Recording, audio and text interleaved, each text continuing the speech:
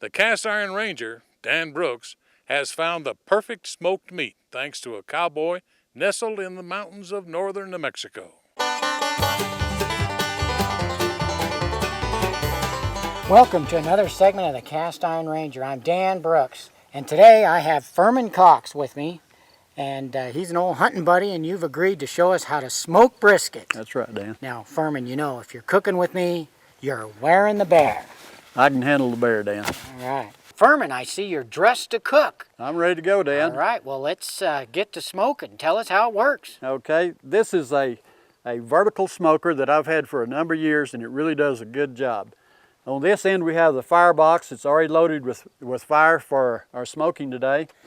And down here is where you regulate the air that goes into your fire.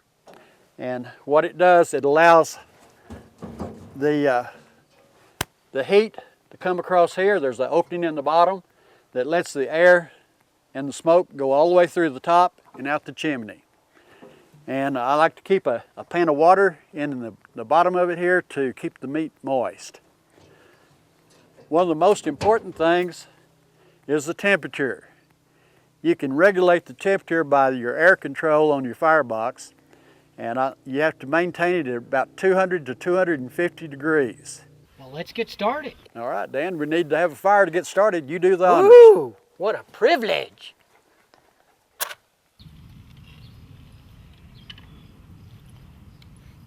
All right, there we go. Fermin, what's next now that we've got the fire lit? Well, we've got to let it get some good coals and get some heat there and get our fire regulated where we're holding it at 200 to 250 degrees, and then we'll put the meat on. So right now we just kind of have to sit back and wait on our fire to get just right. Can't rush good things. Can't rush good things. All right. Ooh, now that's a hunk of meat. Yeah, this is a brisket that you can buy just about at any store, Dan. Most of your major meat markets will have these. And we're going to prep this before we put it in the smoker. And all I use on there is a little garlic, pepper, and salt just to rub on it. And then we let the smoke do the rest of it. All right, well, let's get to rubbing.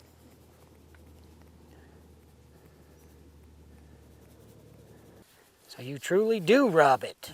Yes, we do. That's what I call love for your work.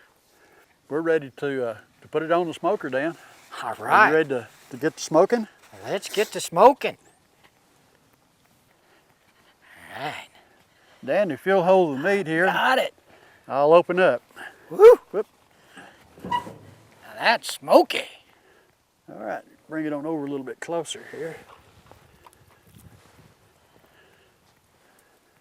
Does it matter which one you put it in? I like to put the thickest meat on the bottom. It seems to cook a little bit better all the way through that way. All right. All right, now all we have to do is let the smoke do the rest. Basically all we have to do is sit back and play fireman. Being a fireman, you have to do several things.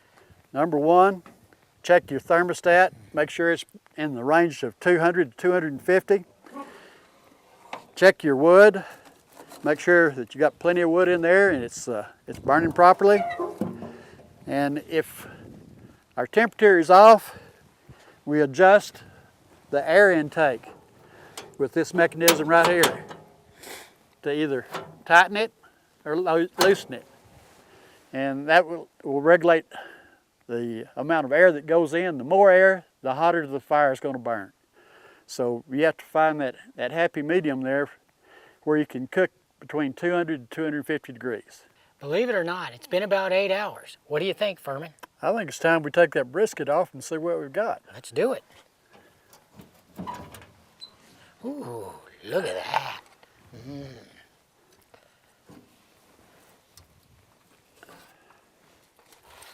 Ooh, ooh.